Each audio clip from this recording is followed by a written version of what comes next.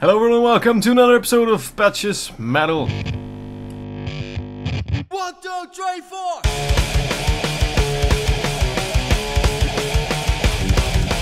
Patches Metal!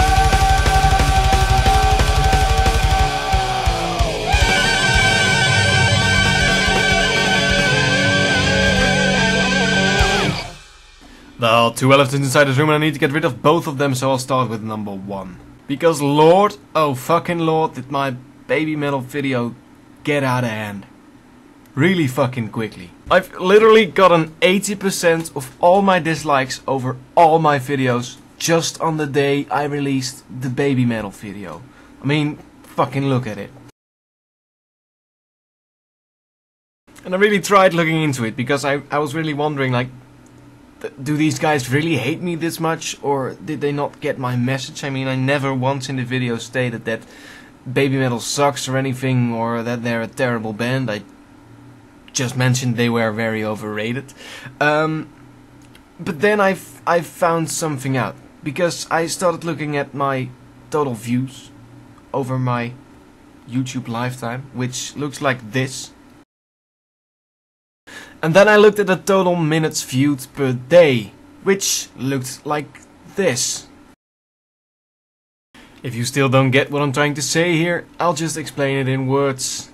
Guys, they all watched the video, though they didn't even make it past the first 2 minutes. I mean, literally 10% of all my views came from the baby metal video, yet only 2% of my total minutes watched came from that video. Conclusion: they just saw the name Baby Metal's Not Original. They thought, oh, it's a baby metal hater, let's go hate on him, and they just typed out their entire rant with whatever they wanted to say without listening to my opinion. And that is why I don't want to make videos for stupid people. That's why I'm so fucking happy that I think at least 99% of the people that watch my videos are actually quite intelligent. I mean, I always get really big messages from people, and people that really typed their heart out with whatever they wanted to say to me, or you know, even counter my arguments. I've gotten into a lot of arguments with people, but they were civilized arguments. They were actually talking about my opinion and then countering it with their opinion and thus talking about it, and hey, you know, that's using your fucking brain. But people posting comments like, fuck, what was it again? Something about the Foxcott which was going to murder me or something. I don't know, if I can be asked I'll look it up and I'll post it somewhere here, but I don't even think I want to read it again, so don't expect it, because Jesus fucking Christ, these people were so stupid. And I'll honestly admit, there were a few people who actually, you know, got into a productive conversation with me about, you know, how I should look at it from another angle or from a different perspective, or you know, just explaining their opinion to me. And actually I really talked to those people as well. I mean, I got into some pretty decent conversations, but 90% of the people that commented there were just talking about, oh, haters only make baby metal stronger. God fucking why? Well, piss off, you know. That's not my purpose for making these videos, and I didn't want to actually delete any comments because, you know, that's not the kind of thing I like to do. Everyone is entitled to their opinion, and you know, hell, they can even share it on my videos because that's what I'm doing as well, so it only seems fair. But it's really something I've tried to avoid with all my videos. I mean, I once made the video what was it called? Oh yeah, it was about the kill hard rock and blues or something. It was some picture someone posted online, and I made the edgy decision to call my video "Kill Grunge and Hard Rock and Blues?" Question mark, something along those lines. And that, you know, that kind of generated a lot of these comments as well, because people were just seeing the name and they thought, oh, this guy is hating on blues and hard rock, so let's go have a rant at him. But I actually got into conversations with these people and I explained, well, dude, please watch the video because I'm actually trying to, you know, do something about that kind of mindset. But with the baby metal thing, I just didn't even feel like it anymore. I mean, it really showed how immature these guys can be. But again, I'll make this statement again, and please, this time actually listen to what I have to say. Baby metal is quite nice for the people who like it. I don't like it. A lot of my viewers don't like it. But hey, if you like it, then that's your kind of thing. If you really want to know why I think they are not original, go watch the video and actually watch it. Don't just have a rant at me for not liking them, because that's making you look like a fucking idiot. Thank you. So much for elephant number 1. Wait, there it was. The baby metal video. On to elephant number 2, which is this. Now, I don't even think you already noticed it, but yeah, I have a new tattoo and it's pretty fucking sweet, isn't it? No, but really, I'll post a picture up now. Oh, that's beautiful. Oh, look at that. Wow, my god. That's amazing. Alright, so you've seen it now. Because my webcam isn't, you know, good enough to actually show what it really is. But yeah, quite proud of it.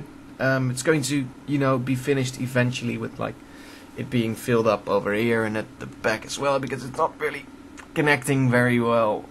Not entirely sure what it's going to be that's going to fill it up, but it's probably going to be like another one of those, these kind of, what is it called, Celtic knots kind of things, but then, you know, running over the back, and that's going to probably be it. And then my upper arm will be done, and then we're moving on to my shoulder and my underarm.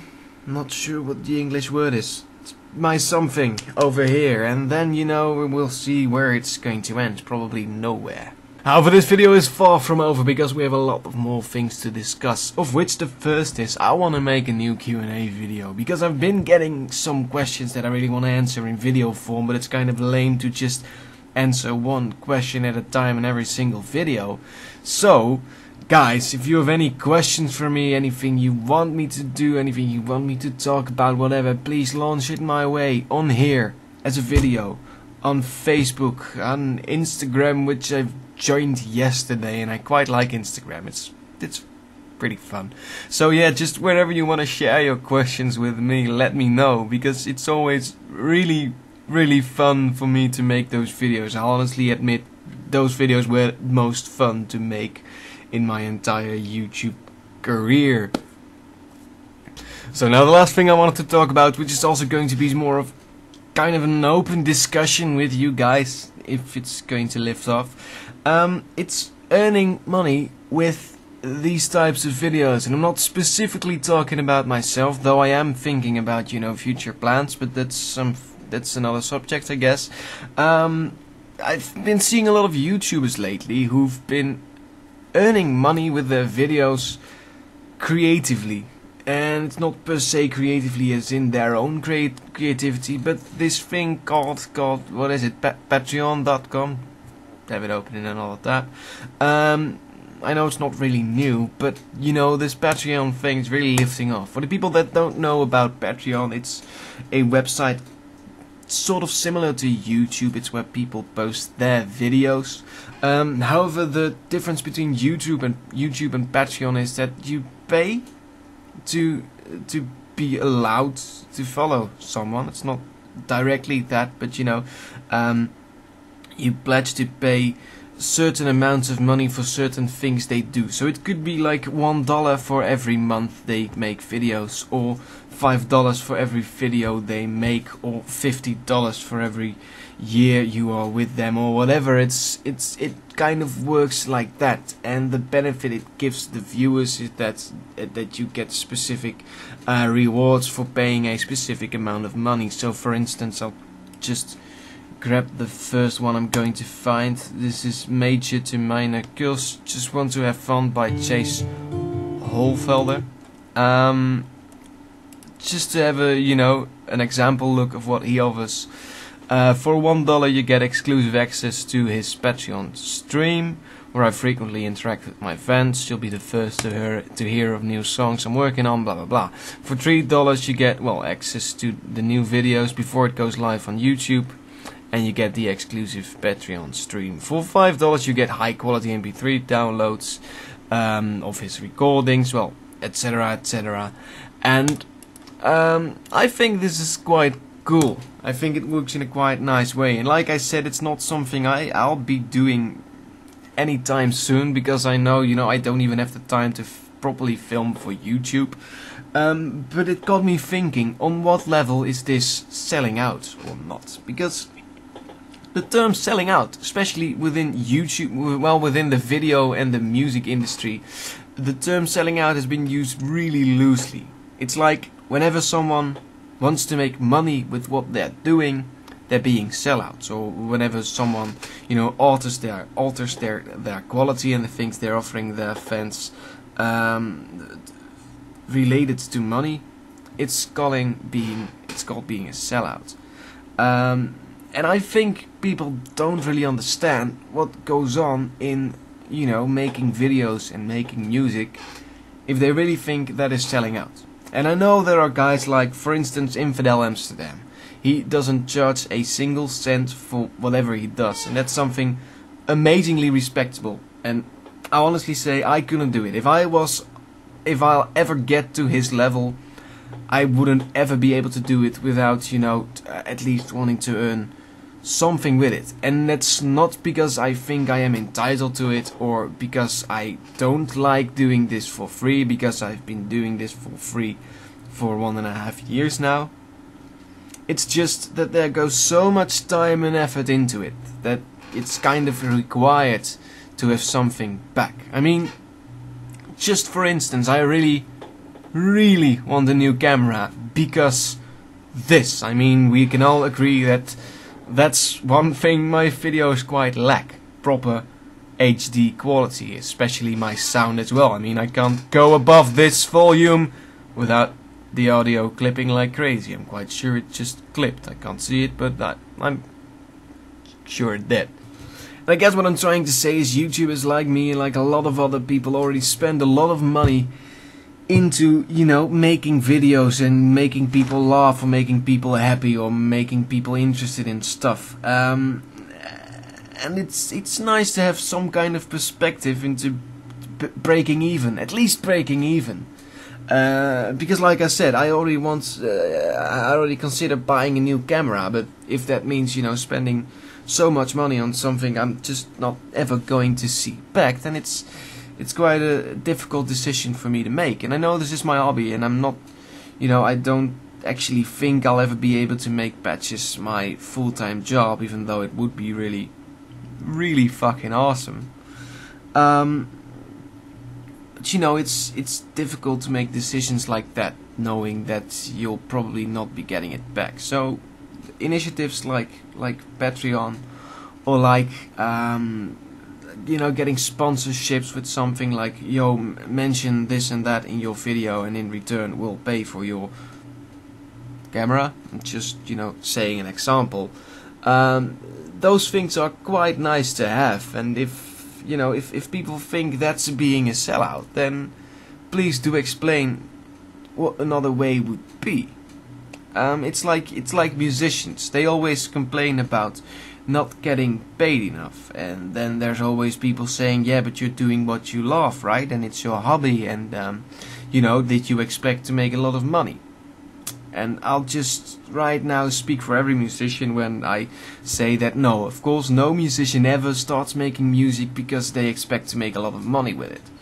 But breaking even in a world like that would be really nice. The money I've spent in my past on rehearsal areas, on instruments, all that kind of bollocks, travel expenses, etc. You at least at one point want to see that back, So I guess the thing I wanted to ask you guys, and the thing I wanted to discuss, is at what point does someone go from asking money for something to actually being a sellout? From the start, I've put ads in my videos, just at the front and the back, and that's for a couple of reasons. First off, the one I already mentioned, that all the money I'd earn with that, which in the past 1.5 years has been less than $50. So don't ever think I'm actually making anything off of this, because I'm really not. It's like a couple dollars a month. But you know, I've always decided that that money is going to go straight into my videos, and I'm still saving that up to the point where I can actually buy something constructive with it. But yeah, I've always done that, and I knew that if someone is really bothered with it, you can always get ad blocker, or you can always, you know, try to skip it or something like that. So I knew it would never really become a reason for people to be bothered with it or anything. I've also seen YouTubers like what are they called? Screw Attack, JonTron, guys like that who actually put products in their videos, like just at the end of their video or in the middle of a video start talking about something like, hey guys, this show wouldn't be possible with the help of these lovely guys, and you know, if you wanna get this and that, then go to their website to blah blah blah blah, I don't know, stuff like that. And you know, at the start I was like, whoa, this is fucking sellout. I mean, it's actually